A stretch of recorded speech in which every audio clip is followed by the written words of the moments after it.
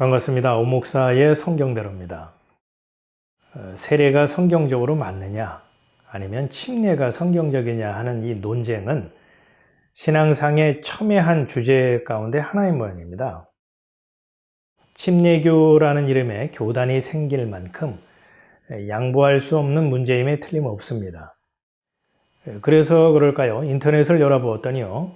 세례냐 침례냐 라는 제목의 그 설교 글이 수없이 올라와 있는 것을 볼 수 있습니다.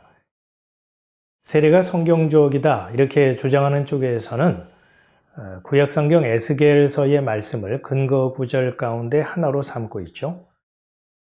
내가 너희를 열국 중에서 취하여 내고 열국 중에서 모아들이고 고토에 들어가서 맑은 물로 너희에게 뿌려서 너희로 정결케 하되 곧 너희 모든 더러운 곳에서와 모든 우상을 섬김에서 너희를 정결케 할 것이며 이 말씀에 따라서 깨끗한 물을 가지고 이렇게 뿌림으로써 더러운 것으로부터 정결하게 되는 의식으로 세례를 베푸는 것, 그것이 성경적이다 이렇게 주장을 하죠. 성경이 모든 죄악을 씻는 표시로서 그 맑은 물을 뿌리는 의식을 언급하고 있기 때문에 물세례가 말씀에 근거한 것이다 이렇게 보는 것이죠. 물세례는 장로교단에서 행하는 성례 가운데 하나입니다. 반면에 침례가 성경적으로 맞다라고 주장하는 쪽에서는 요한의 예를 보더라도 그가 요단강에서 사람들에게 침례를 행한 것이고 예수님 역시 물 뿌리는 그 세례를 받으신 것이 아니라 요단강 물에 풍덩 빠졌다가 나오셨기 때문에 이 몸을 물에 담그는 침례를 따르는 것이 옳다라고 말하죠. 이에 따라서 침례를 주장하는 사람들은 성경의 그 밥티조라는 단어를 세례라고 하지 않고요. 침례로 번역하고 또 침례로 읽죠. 세례가 맞다. 침례가 성경적이다. 여전히 말들이 많고 의견이 팽팽합니다만은 세례이든 침례이든 원어는 동일한 단어 밥티조입니다. 이 밥티조의 뜻은 담그다, 끼얹다, 목욕하다, 씻다, 깨끗하게 하답니다. 이 단어의 뜻에서 알 수 있듯이 밥티조를 물을 뿌리는 세례로 번역을 하든 물에 담그는 침례로 번역을 하든 문제가 되지 않습니다. 사도 바울은 이스라엘 백성이 홍해 바다 가운데로 지난 사건을 빗대어서 세례를 설명했죠.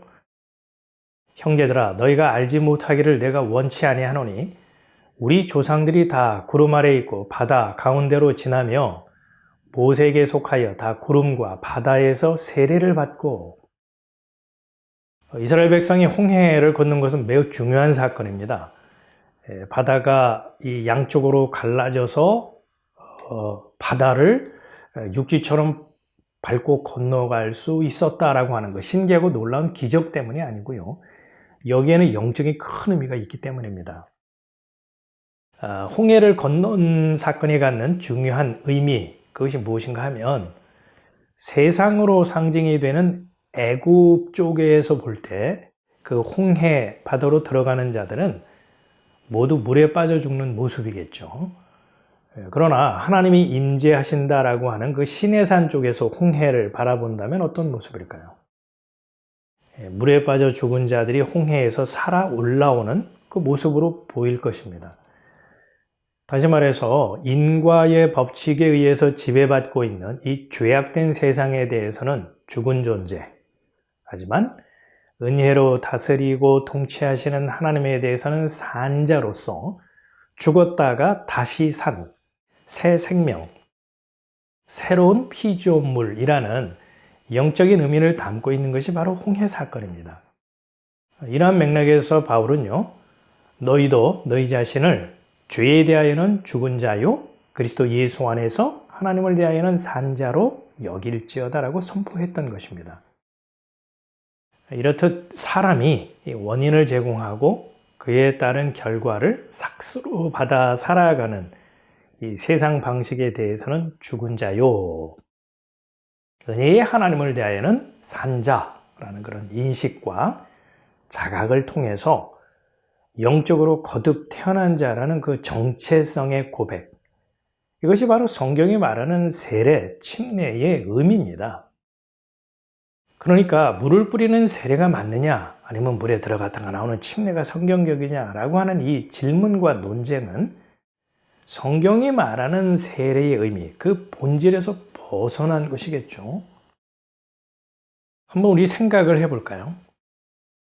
성부와 성자와 성령의 이름으로 세례를 주노라 하면서 그 집례하는 목사님이 물을 3번 뿌린다고 해서 모든 죄가 사해질까요?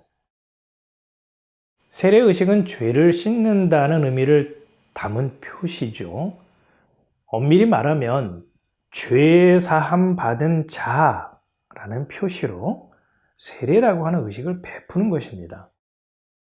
만일 물세례를 받을 때 정말 죄 사함을 받는 것이라면 심각한 문제가 발생하죠. 죄를 지을 때마다 세례를 받으면 죄 문제는 깔끔하게 해결될 것이기 때문입니다.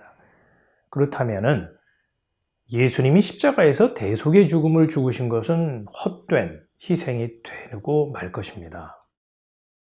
또 하나, 물세례 받을 때 죄 사함을 받는다면요, 그 세례를 베푸는 목사가 구원자가 되는 셈이겠죠? 가당치 않은 소리입니다. 침례는 어떤가요? 침례만이 성경적인 의식이다 이렇게 주장하고 고집하는 것도 스스로 함정을 파는 꼴이 될 수 있습니다. 온 몸을 완전히 잠글 만큼의 물이 없을 경우, 그때는 어떻게 할 건데요? 세례나 침례는 상황에 맞게 형편에 따라서 행하면 될 것이라 생각합니다. 중요한 것은 세례를 받든 침례를 받든 이 세상에 대해서는 죽은 자요, 하나님에 대해서는 산 자라는 그 인식과 진정성 있는 고백이 있느냐 하는 거겠죠. 세례, 침례는 이 종파 간 교리의 차이에서 비롯된 것으로 종교의식이 다를 뿐이지 그 의식의 차이가 구원의 여부를 결정짓는 것은 아니거든요. 세례를 받고 싶은 사람은 세례 받으면 될 터이고요. 침례를 받아야 속이 시원한 분은 침례를 받으면 될 것입니다. 세례가 성경적이다, 아니다, 침례가 성경적이다, 갑론을박하는 것은 아무런 유익도 없는 쓸데없는 시간 낭비에 불과하다는 겁니다. 그러한 논쟁은요, 결혼식을 교회에서 해야 하나님이 인정하시는 결혼이냐, 아니면 결혼식장에서 해야 맞느냐, 결혼식을 밤에 해야 결혼의 효력이 있느냐, 낮에 해야 효력을 가지느냐, 이렇게 다투는 것과 다를 바가 없거든요. 어떤 이는 교회 전통을 운운하면서 세례가 맞다, 아니다, 침례가 맞다 이렇게 대립하는 걸 보게 되는데요. 교회 전통을 무시할 수는 없겠습니다만, 그렇다고 전통과 사람의 교훈이 성경의 권위보다 더 앞서고 말씀보다 더 중요한 진리인가요? 거듭 말씀드리지만 이 세상 방식에 대해서는 죽은 존재요, 은혜로 다스리고 통치하시는 하나님에 대해서는 산 자로서 새로운 피조물이라는 자기 고백이 있는가, 자신을 돌아보는 것이 의식의 종류보다, 교회의 전통보다 중요하다고 봅니다. 종교적 의식의 종류나 방식 또는 횟수에 따라서 죄 용서함을 받아 구원을 얻는 것은 단연코 아니기 때문이죠. 말씀 안에서 흔들리지 않고 굳게 서로 평안하시기를 기원합니다.